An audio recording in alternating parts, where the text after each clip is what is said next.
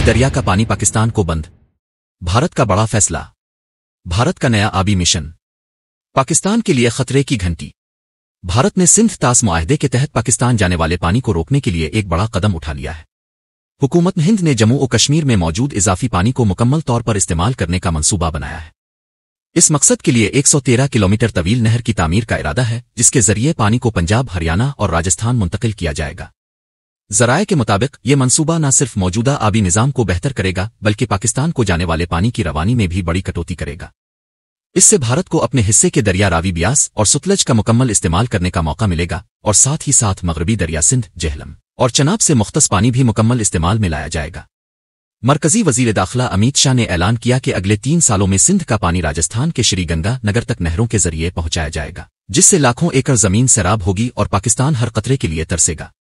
इस सब के साथ हुकूमत ने मुख्तलिफ हाइड्रो पावर प्रोजेक्ट्स को भी तेजी से मुकम्मल करने की हिदायत दी है, ताकि हर मुमकिन पानी भारत के मुफाद में इस्तेमाल किया जा सके।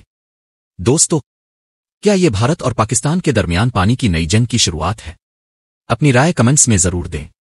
मजीद अहम खबरों के लिए हमारा उर्दू न्यूज़ चैनल सब्सक्राइब करें, बेल आइकन दबाएं ताकि कोई खबर अब से ना छूटे।